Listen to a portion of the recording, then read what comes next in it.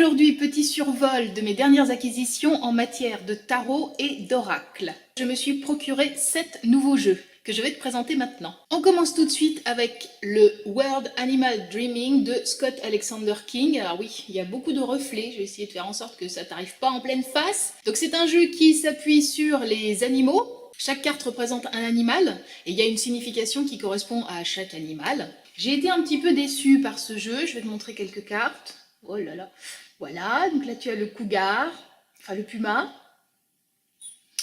Voici le tigre. Oui, comme je te disais, j'ai été un petit peu déçue par ce jeu. D'abord parce qu'au niveau des illustrations, j'ai trouvé qu'elles étaient un peu simplettes. Je sais pas, quand je l'avais vu sur internet, il me parlait beaucoup. Et puis j'avais l'impression que les illustrations étaient très vivantes, vivaces. Enfin voilà, je sais pas comment te dire, que du coup les animaux prenaient presque vie dans tes mains. Et puis en fait, quand j'ai eu le jeu, quand j'ai pu toucher les cartes, ben, ça a été plutôt l'inverse. J'ai trouvé que les illustrations, elles me décevaient un petit peu. Je vais t'en montrer d'autres. Voilà. Donc j'ai trouvé que les illustrations étaient un petit peu décevantes. Et puis surtout, il y a certaines associations entre les animaux et les thématiques qui leur sont attribuées que je n'ai pas comprises. Par exemple, le tigre est associé, tiens-toi bien, à la lâcheté. Alors là, pour moi, c'est un peu une erreur d'interprétation parce qu'en fait, enfin, je sais pas, le tigre, c'est un félin. Quand j'imagine un tigre, le premier truc qui me vient à l'esprit, c'est quand même pas la lâcheté. Du coup, ça m'a un peu déstabilisée et je suis pas vraiment parvenue à rentrer dans le jeu. Bon, je sais pas, il faut peut-être que je redonne une deuxième chance à ce jeu, que j'essaye de mieux travailler avec lui, mais là, comme ça, au premier abord, ça n'a pas été le coup de foudre. Ensuite, je me suis procuré ce jeu-là, le Ostara Tarot. Donc là, ce n'est pas un oracle, c'est un tarot. En fait, je te le redis au cas où, le tarot, si c'est un jeu de tarot, ça veut dire qu'il va y avoir une structure bien précise avec les arcades majeures, les arcades mineures, et dans les arcades mineures, les 4 familles, bâton, coupe, denier et épée. Et le jeu aura forcément 78 cartes, alors que dans un oracle, il peut y avoir le nombre de cartes qu'il plaît au créateur du jeu, et il peut suivre la structure qu'il veut, prendre les familles telles qu'il les souhaite, il n'a pas besoin d'avoir des majeurs et des mineurs, il peut faire exactement ce qu'il veut avec son jeu, c'est lui le chef. Donc voilà, c'était juste pour te resituer la différence entre un tarot et un oracle. Le premier jeu sur les animaux, c'était un oracle, et là on est donc dans un tarot, ça veut dire qu'on a 78 cartes, les majeurs, les mineurs, les familles. Ce qui m'a plu dans ce jeu, c'est qu'il est très original, très créatif, véritablement. Il a une esthétique qui est vraiment rien qu'à lui. Je vais te montrer quelques cartes. Maintenant, ce qui m'a moins plu, et en fait, de toute façon, c'est un problème que j'ai en général, c'est qu'il y a 4 artistes qui ont participé au jeu. Hop, voilà. Donc, il y a 4 styles différents dans le jeu. Et moi, c'est vrai que c'est toujours un truc qui me gêne un petit peu parce que j'ai du mal à saisir l'homogénéité de la création quand il y a plusieurs artistes qui... Bon, cette carte-là est magnifique, je l'avoue. Cette carte-là est juste sublime, je la kiffe, je l'adore. Je la trouve magnifique. Les yeux sont presque phosphorescents. Quand tu regardes la carte, tu as l'impression que vraiment les yeux de cet animal sont phosphorescents en face de toi, que tu le vois en face de toi. Magnifique carte. Bon, mais donc je reste sur mon bémol qui est qu'il y a plusieurs artistes qui ont participé au truc et que moi, ça me perturbe à chaque fois parce que voilà, je perds le fil. Et en plus, c'est pas genre les 4 artistes se sont répartis les 4 familles, chacun s'est occupé d'une famille et il a donc mené les cartes de l'as jusqu'au roi. Non, ils ont fait les trucs de façon un peu aléatoire, quoi. Chacun s'est occupé d'une carte par-ci par-là. Voilà, et du coup, tu vois, moi, je te dis encore une fois, j'ai du mal à garder, ouais, à garder le fil, quoi, dans ces cas-là. Voilà. Donc ça, c'était pour les cartes. Tu as le petit livret qui va avec et qui t'explique les cartes. C'est un petit livret en couleur qui est assez bien fait. À chaque fois, tu as la signification de la carte quand tu la tires à l'endroit et la signification de la carte quand tu la tires à l'envers. Donc, encore une fois, c'est quand même un jeu au niveau artistique. Voilà, au niveau des illustrations, il est super intéressant parce que c'est quand même très... il y a vraiment quelque chose qui n'appartient qu'à ce jeu. Mais je te dis, moi, je suis toujours un peu perturbée quand on a plusieurs artistes sur un seul jeu. J'arrive pas à saisir l'homogénéité du truc. Ensuite, ce mois-ci, j'ai trouvé ce jeu-là, le Celtic Wisdom Tarot. Alors, ce qui est marrant pour la petite histoire, c'est que ce jeu, je l'ai découvert quand je suis allée, tu sais, au Square Georges Brassens. Là, je t'avais parlé de cela dans ma dernière review. Et donc, j'ai trouvé ce jeu qui était sur l'un des stands, et imagine-toi, le mec, il le vendait à 80 euros. Genre 80 balles, quoi, pour un tarot. Faut pas se foutre de la gueule du monde. Donc du coup, parce qu'en fait, je le découvrais, je n'en avais jamais entendu parler de ce jeu-là, et je l'ai découvert sur le stand de ce gars-là, mais enfin 80 euros, faut peut-être quand même pas pousser. Alors j'ai fait une recherche internet, et imagine-toi que je l'ai trouvé pour la modique somme de 7 euros. Ce qui était quand même beaucoup plus intéressant. Bon, je te raconte ça encore une fois, c'est pour l'anecdote. Donc nous avons ce Celtic Wisdom Tarot. Il y a un livret qui est tout à fait intéressant, tout à fait conséquent. On s'appuie sur la tradition celtique. Donc on parle des dieux celtiques et de tous les éléments de cet univers-là. Si tu es fan de tout ce qui est mythologie celtique, ce jeu est vraiment pour toi. Le livret est très bien fait. J'ai beaucoup aimé les cartes. Il y a quelque chose de très chaud, de très agréable dans ces cartes. Vraiment, qui m'a beaucoup plu.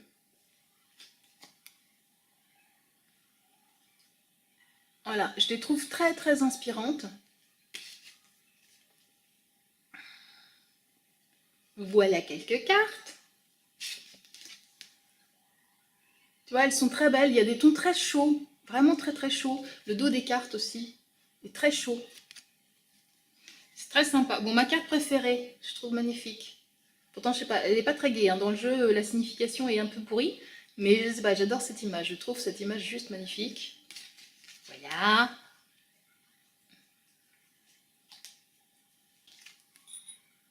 Bon, enfin, t'as compris le concept. Je suis très contente d'avoir pris ce jeu parce qu'encore une fois, je trouve que le livre est vraiment bien fait. À chaque fois, ça t'explique qui est le personnage représenté, à quoi il correspond dans la tradition celte. Et puis enfin, il y a un petit paragraphe de divination, de signification de la carte. Et puis, ça te pose une question. En fait, ça te dit, voilà, puisque tu es tombé sur cette carte, voilà la question que tu dois te poser par rapport à la problématique ou d'une manière générale. C'est un jeu qui est proposé par Kathleen Matthews, qui est une assez grande spécialiste de la question et qui a déjà créé d'autres jeux en rapport avec ces mêmes thématiques. Et c'est plutôt un jeu qui m'a bien plu. Ensuite, j'ai acheté le Mystical Cats Tarot. C'est un jeu de tarot sur les chats, comme il en existe beaucoup. C'est chez Llewellyn. Et je ne peux que te confirmer que Llewellyn, cet éditeur de tarot, a fait vraiment de très gros efforts au niveau de leur packaging, parce que jusqu'à tout récemment, ils étaient très faiblards à ce niveau-là. Ils présentaient des boîtes dans des cartons qui se déchiraient, c'était le bordel. Les cartes, elles foutaient le camp dans le nawak total. Ils ont dû avoir pas mal de réprimandes de la part des amoureux de tarot. Du coup, maintenant, ils font des efforts. Ils te présentent des boîtes qui sont vraiment solides, qui sont bien avec un petit aimant pour ouvrir le truc. Et puis hop, tu ouvres et tu as les cartes dedans avec un petit fil comme ça qui te permet de saisir le livret et les cartes. Donc c'est quand même nettement mieux qu'avant. Le jeu en lui-même est fort joli, mais vraiment fort joli. Toutes les cartes sont absolument choupinettes. Pour les amoureux des chats, évidemment, hein, faut aimer les chats, c'est quand même le but du jeu. Donc il y a des cartes absolument jolies au niveau des chats.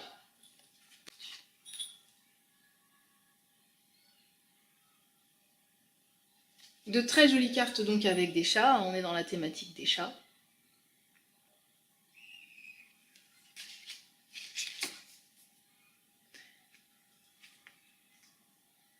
Voilà. Encore une. Et puis je te montre aussi celle que je préfère, que j'adore. Je la trouve absolument ravissante. Oh, je sais pas, il y a quelque chose d'apaisant dans cette carte. Là, j'aimerais être dedans. Voilà, j'aimerais être près de ce chat et pouvoir me prélasser au milieu des fleurs et de la verdure. J'adore cette carte. C'est donc un très joli jeu. Ce que j'ai beaucoup aimé aussi, c'est que dans le livret, quand tu tires une carte, à chaque fois, tu as le message du chat qui est représenté sur la carte. C'est comme si le chat s'adressait directement à toi. Donc ça, c'est bien sympathique. Donc c'est plutôt un jeu que j'ai bien aimé, mais c'est pas forcément mon jeu préféré sur les chats. Je dois dire que dans les jeux de chats, j'ai tendance à adorer celui des chats blancs de Lo Scarabeo, le Tarot of the White Cats. de Los Scarabeo. Celui-là, je le trouve... alors celui-là, il me fait fondre complètement, il me fait totalement craquer, j'adore ce jeu-là. C'est mon top one en ce qui concerne les jeux de chat, en dehors du 4 tarot que j'ai créé moi-même, en dehors de celui-là que j'aime aussi forcément beaucoup. Sinon, le Tarot of the White Cat, c'est vraiment ouais, celui que je préfère sur les chats. Mais celui-là, il est pas mal aussi, il est bien sympathique. Ensuite, je me suis procuré le Rana George Lenormand. Alors, puisqu'on parle de ce jeu, il faut que je te parle donc des jeux dits de Mademoiselle Lenormand. Tout à l'heure, je t'expliquais qu'un jeu, c'est soit un oracle, soit un tarot. Alors effectivement, les jeux de Mademoiselle Lenormand, ce sont des oracles dans la mesure où ce ne sont pas des tarots, c'est-à-dire qu'il n'y a pas la structure habituelle, les majeurs, les mineurs, les familles. Mais pour autant, le jeu de Mademoiselle Lenormand, c'est un jeu dans les oracles qui est un petit peu à part parce qu'il a lui-même une structure qui lui est propre et qui ne variera pas d'un jeu de Lenormand à un autre. C'est un jeu qui comporte une quarantaine de cartes grosso modo, et il y a vraiment divers éléments qui sont toujours représentés. Par exemple, tu auras toujours une carte qui s'appelle le livre et qui représente un livre. Il y aura toujours la carte de la maison, la carte du cavalier, la carte de l'encre, pas de l'encre pour écrire, l'encre maritime. Il y aura toujours la carte des étoiles, celle du soleil, celle de la lune. C'est un jeu qui est apparu à peu près à l'époque des Lumières en France, si je ne m'abuse, et qui a été lancé par une Mademoiselle Lenormand, qui au départ tirait les cartes avec les jeux de cartes habituels, tu sais, les trucs avec les cœurs, les piques, les trèfles et les carreaux. Et au fur et à mesure, le jeu s'est mis à s'illustrer des divers éléments dont je t'ai parlé, là que je viens de te citer, avec par exemple la lune, le soleil, la mer, l'encre, le livre, la maison, etc. Donc on en arrive au Rana George Lenormand, qui est un jeu un peu oriental, enfin pas un peu, d'ailleurs beaucoup oriental, tu vois, si tu regardes la couverture, t'as vraiment l'impression d'être transporté dans un palais des 1001 nuits. Au niveau de la finition, c'est tout à fait remarquable. Voilà, je vais te montrer le dos des cartes, je sais pas si tu te rends compte, c'est en relief et c'est doré. Donc c'est absolument joli. Alors je te montre donc maintenant quelques cartes. Tu vois, même sur la carte elle-même, il y a de nouveau ce pelliculage doré, cette impression en relief qui donne vraiment beaucoup de vie au truc. Donc voilà, je te montre quelques-unes des cartes. J'ai trouvé que les illustrations étaient tout à fait remarquables. Tout à fait remarquables. Alors tu vois, je t'en parlais, le jeu Lenormand, au départ il s'appuyait sur un jeu de cartes traditionnel. C'est pour ça que tu as cette présence là en haut du jeu de cartes traditionnel, parce que ça te montre à quoi correspondait cette image-là dans le Lenormand de base. Oh là là, regarde ça si c'est beau, franchement. Mais moi, je veux vivre dans une maison comme ça, quoi. C'est tellement beau, c'est tellement beau. Ça, c'est la chambre. Voilà le soleil. Très très belle carte. Forcément, tu t'en rends pas très bien compte parce que là, on est en vidéo, mais quand tu as cette carte dans la main, ce soleil, vraiment, tu as l'impression que c'est un vrai soleil. Il est lumineux, il est splendide. La maison, donc voici la carte de la maison.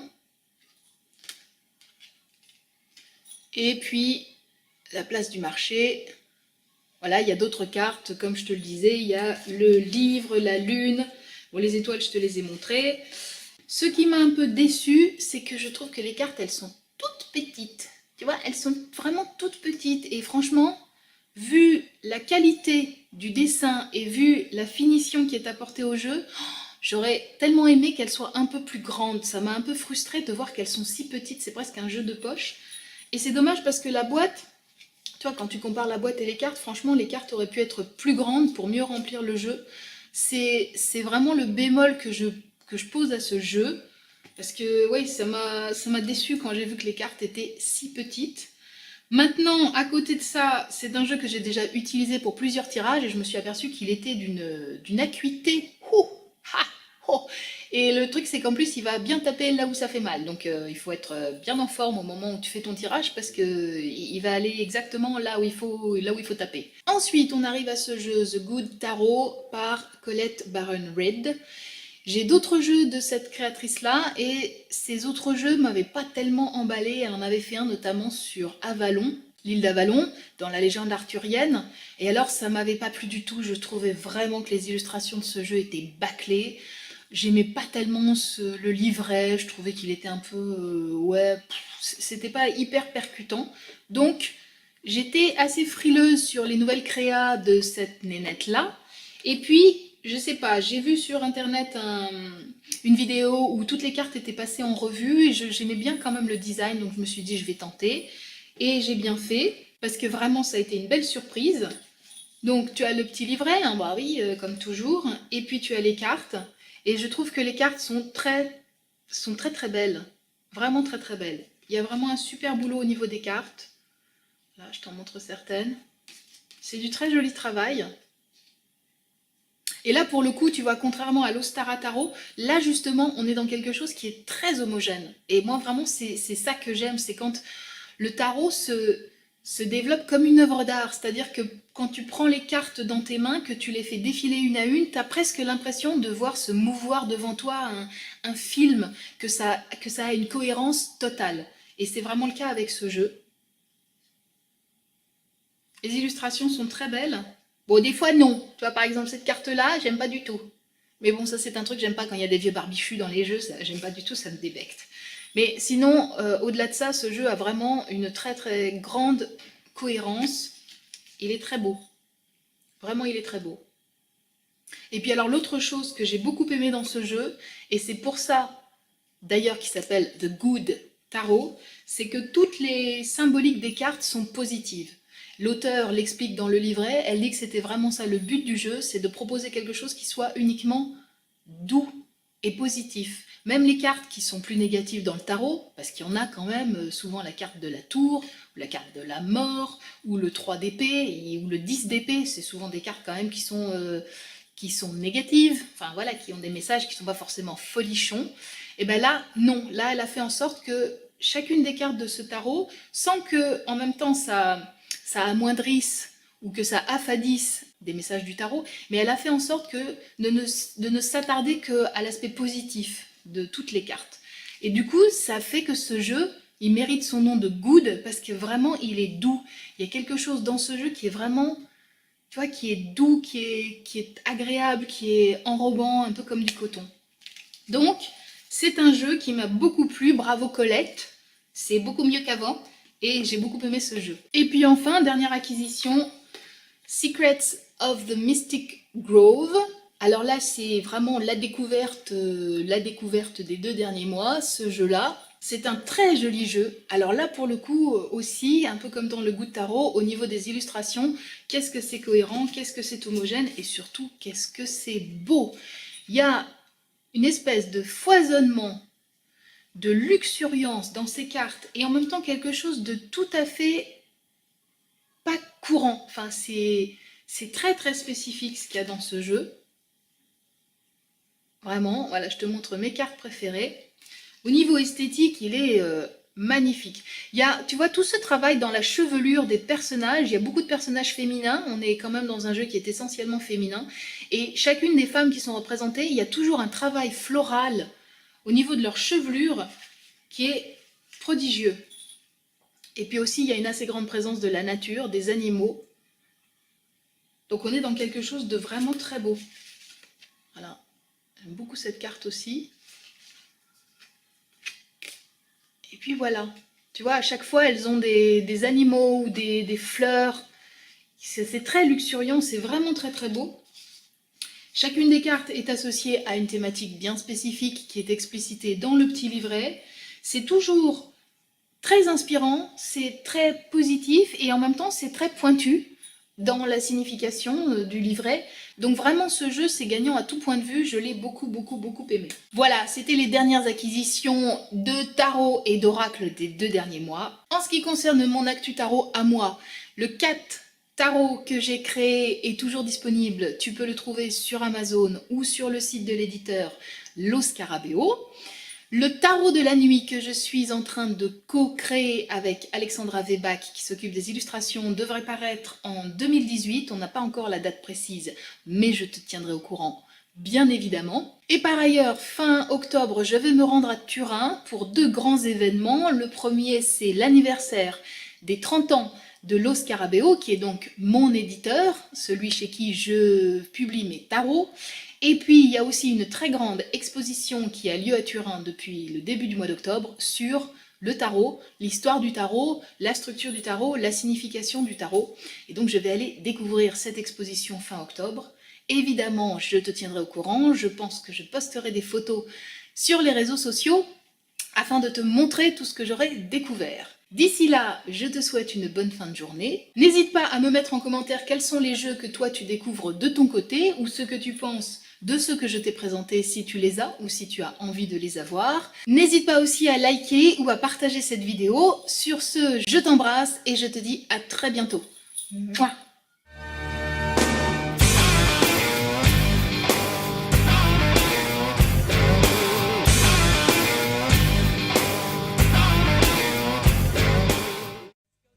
Bébé! Oh mon amour, viens un peu avec ta mère. Oh, viens avec maman. On tire les cartes? Avec lesquelles tu veux tirer les cartes bébé? Avec quel jeu tu veux jouer? À mon ange.